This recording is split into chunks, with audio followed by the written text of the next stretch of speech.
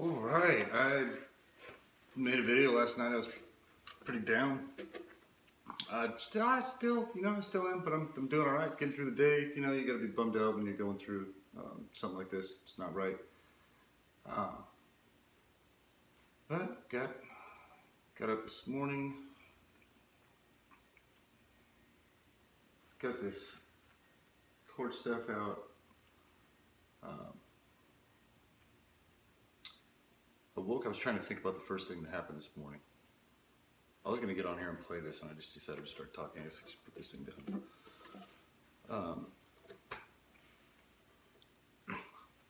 So I had this really odd dream last night about my ex-wife, and she was with like these three guys. One of them was like a attorney, accountant-looking guy, Hispanic guy with a goatee, and it was a super vivid, surreal dream. I don't know if I'm just stressing, thinking about that kind of stuff. I don't know if it was a dream or it was one of those synthetic dreams. I don't even know if those 100, but possible. I've heard so many people talk about them and they seem a little bit different. This one seemed like a normal dream, so I don't know if I have those synthetic dreams or not. But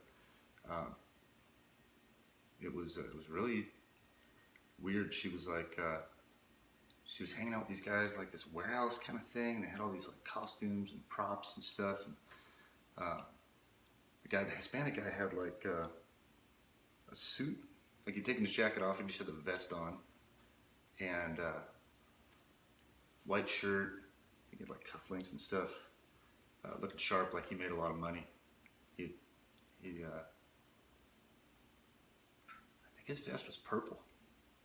And it was a dream. It's hard to remember all the details, but. And then there were two African American guys. They were dressed pretty nice too, like they were upper class gangsters. One guy was completely tatted down. I don't know if he was African American, if he was mixed, but he was darker and he was completely tatted, like one of the MS-13 kind of guys. And the other guy was a guy that looked like he could be a R&B hip hop artist, clean cut, but still kind of like gangster looking. I don't know. Remember, this is a dream. But I was like going through the area, and I saw a bunch of like the type of outfits that my wife would have picked out for photo shoots. You know, when she did modeling or she did photography, and she had a really good eye for just fashion and how to put together outfits, really inexpensive stuff like that. So there was a bunch of outfits kind of around that looked like she would have put together. Only it wasn't.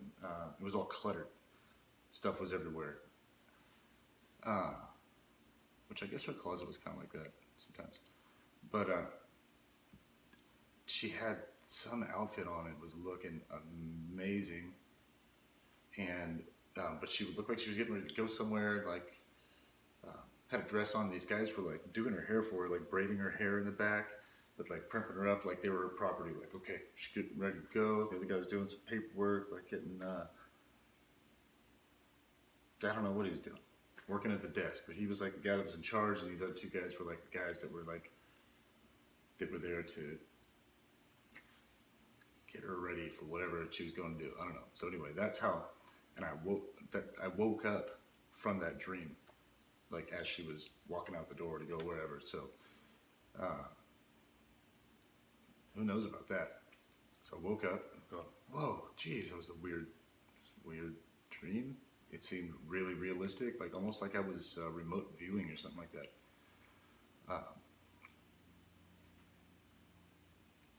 But she didn't look happy. She looked like, again, remember, this is a dream, people. But yeah, she didn't look happy. She looked like just a captive, you know. She looked beautiful, but she looked like a captive.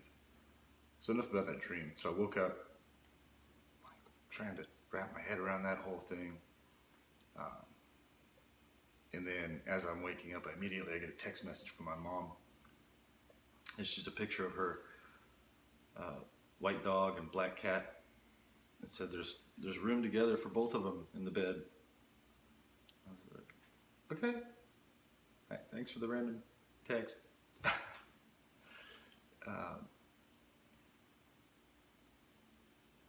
Put that, get my paperwork out for this court case, which I was reminded yesterday as I go in to check the ankle monitor, go and check in at the office because the officer doesn't come out to the house anymore. So I go into the office, they gaslight me every time I go in there, and you know, like when they're pretend friendly, but then run you through the ringer, give you treatment, talk to you like you're a second-class citizen.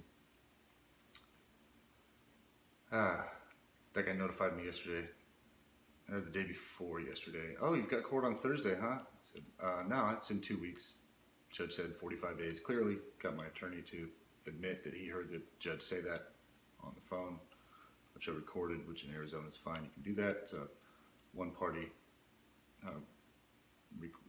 permission state. So basically they told me, be here in 45 days. Be ready in 45 days. I had all my stuff ready, had my letter, had everything I need. I've submitted the formal complaint against Mark J. Victor with the Arizona State Bar, so we'll see what kind of backlash I get from that. So that's been formally done. And I have my letter stating the yeah, I guess I went from that to, well, I'm going to go all over the place here. It's been a stressful day so far.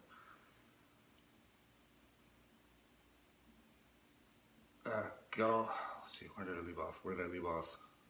Anybody going through all this would kind of have a tough time keeping it all in order. There's so much information, it's almost impossible.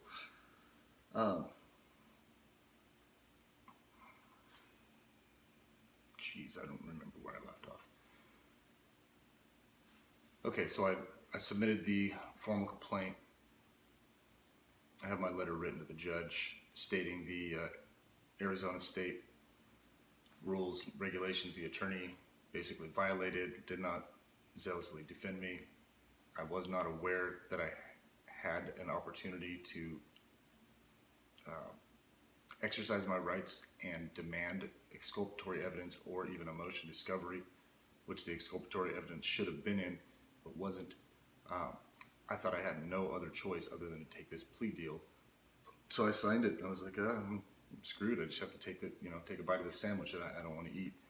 And so I did. But they ask you, when you sign it, have you been coerced into signing this? And if you say yeah, well then they go, okay, well you're going to trial. And I figured at that point, if I go to trial, I can't even get the evidence that I need to prove any of this stuff. I'm screwed. They have me in checkmate. And then I realized after I signed that I should have had those rights. The attorney kept those from me. I learned everything that I learned from people on YouTube and doing my own research. A few friends calling me, hey, you should look this up on Westlaw. I think this might be beneficial to you to research. Looked all this stuff up, found everything that the attorney should have done.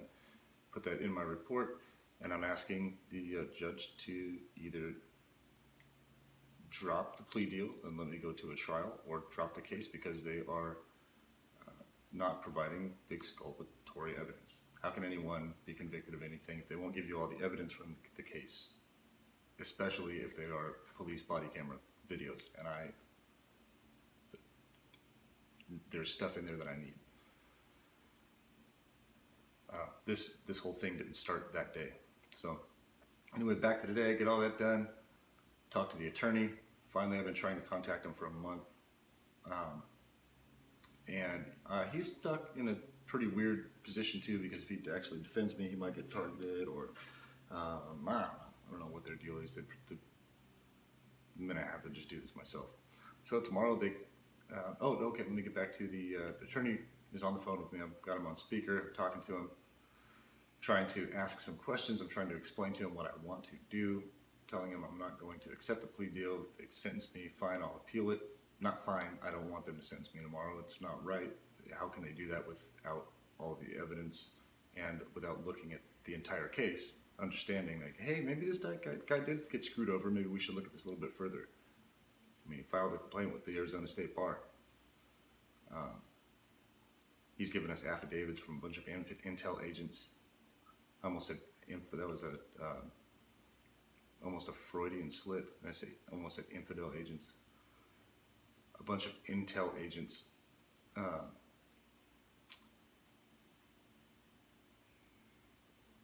My personal letters explaining the situation. How could they not say, well, maybe we should let this guy go to trial? So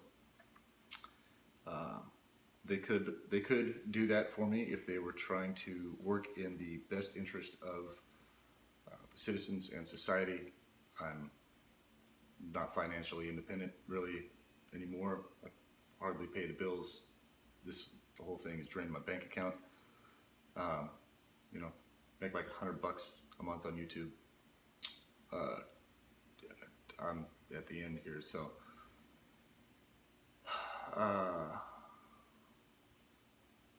during the man, I almost left this part out.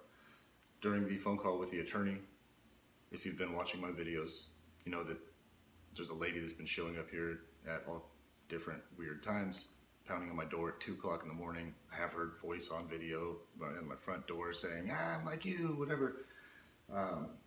Recorded her today knocking on the door, ringing the doorbell while I was on the phone with Dr. X, actually. Some of you might know who that is.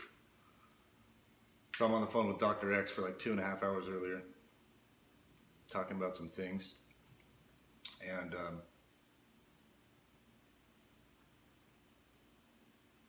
she rang the doorbell when he was here, too. Sorry, I'm all over the place here. It's been a weird day. I mean, not weird for me, every day's like this, but it's been a lot going on. So yeah, she rang the doorbell while Dr. X was on the phone with me. I hung up with him. I took a photo or recorded. Called him back, talked to him for a little while longer. Got on the phone with the attorney. That's what I did for so long. I was trying to think of like what I was doing for so long this morning. What did I do this morning? I was on the phone for like 2.5 hours. Called the attorney, went through all that stuff, and she came back and was ringing the doorbell in the middle of the phone conversation with the attorney. We're going back and forth with the attorney, telling him what I want to happen, and he's telling me what might happen, and I'm like, no, that's not okay. They need to look at this, more objectively. I don't even think I used that word, but that's what I was trying to say in a roundabout way. And I'm finally getting to the point where I'm getting irritated, and we're like raising our voice a little bit, not yelling at each other, but raising our voice to, like on a talk show, and the announcers are trying to get a word in, or like when lawyers are trying to get a word in. They just keep talking until the other guy stops. So I was having to do that. And the guy seems like a nice guy. Again, I'm not trying to crap on the guy. He's in a really weird position. He's a public defender at Mesa. And he seems like a good guy.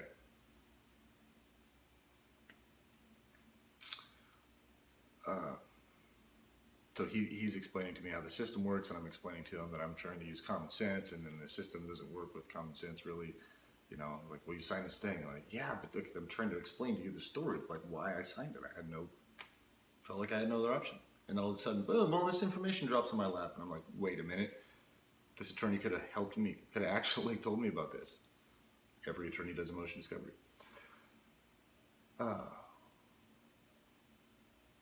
So I get off the phone with the attorney, and the ankle monitor officer.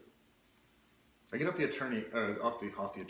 phone with the attorney, and I'm finally just upset. And I just hit my hand down on the desk over here. Damn it! My dog goes running in the other room, and I was like, "No, man, you're a good dog. You're a good dog. It's these people."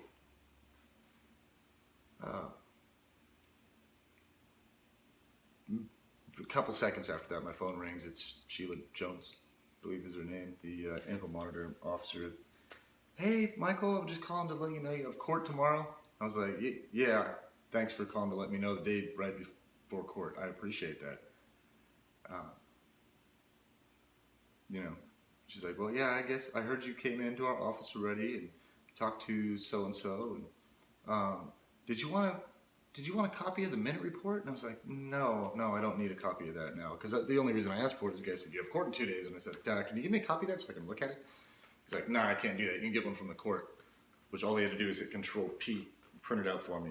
You could do that all day in that office. It doesn't pay for that paper, like I have to pay for my own paper, and then pay taxes.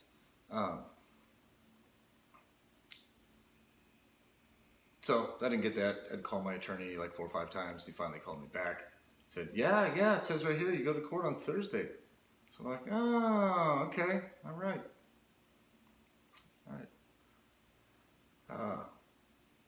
But she tells me, what did she tell me? Yeah, I can't even remember what she said at the end, but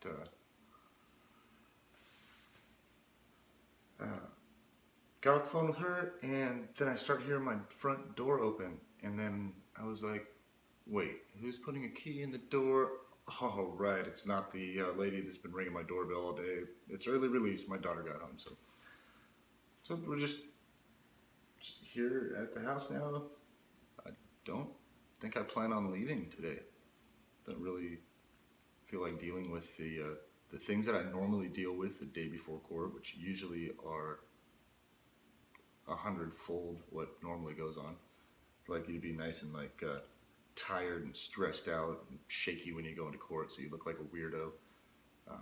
So it's pretty nefarious, man. It's pretty evil the way that they do this. You know, it's not about the real story. It's about who can win, and they're all about winning. It's about who can win and lose, and you know, it's your livelihood that you lose in this. They win a check in the box. Hey, we convicted this person. Ooh, we win one for us. They're not really looking out for the best interest of citizens in society. It's a money game. Private prisons, psychological industry, big pharma. It's a huge racket. I really hope this Q thing is real. A lot of people are telling me, Q's a psyop and this and that. And I don't know, this deep state map is on the money. I mean, a big portion of what I research is on that map, and I can verify just looking at it going, yeah, he's right on this, right on this, right on this, right on this. This does link to this. Wow, that's really interesting. Oh my gosh, how did this guy do this? If they can take down people responsible for a bunch of that, there might be some hope, but I don't know, man. It's going to be a big deal. I don't know. All right, so we'll just hope the rest of the day goes better. I said yes, last night might be my last video because when I do go to court tomorrow, there's in the plea deal, if they do sentence me, there's not supposed to be any jail time. There's not supposed to be any prison. I'll be on probation for, like, I believe 2 years, and then they can cut that in half, which, yeah, I'm sure they'll do.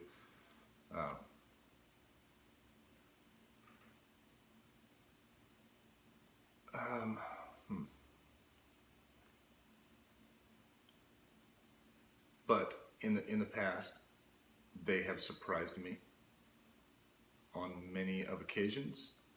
So I don't know how the whole game works. They could, the judge could just say, you know what, I'm tired of dealing with you so much. I'm going to go ahead and give you like a month. And then they could, they go ahead and put me in handcuffs and put me in jail for a while and ruin my business. Don't know where my daughter would go. Well, I mean, there's a few places, but you know, somebody might love that. My mom's getting old and might not be able to take care of my daughter, go to a foster home. We know what happens at a lot of foster homes. So we just won't let that happen. All right. Who knows? I could, like I said, I think I said last night I might make another video. I don't know. I'm not sure. If more happens, I guess I'll just do more documenting later. It's pretty much what this is for. Sorry if some of it was boring. I'm not trying to do this for entertainment. I try to entertain people sometimes, but you know, when I'm like singing or joking or something, this isn't really for entertainment. This is for documentation. It's for the future, for posterity. If they don't delete the entire internet, take us back to 1992. That almost wouldn't be bad. As long as they don't get rid of all of it. No, actually it would be bad. There's a lot that's happened, yeah. Since then. All right, everybody, have a good day. All this stuff behind me is for sale. pinball machine. I bought that with part of my retirement savings from the military when I got out. It wasn't much, but got a pinball machine. I'd always wanted one. But that one's from like 1961 or 2, somewhere around there. And that's for sale. I think that's still on Craigslist. I know the listing might have ended, but all these swung bases, they're all from the 60s. They're for sale. Those are all on eBay. That's my record player back there. I sold all my records. Yeah, so just about, yeah, we might have an estate sale here in like, I don't know, a couple months. Sell a lot of this stuff, a lot of this bigger stuff, this art cabinets and whatnot. I don't think I'm going to have an opportunity to collect art much anymore. I won't need these cabinets.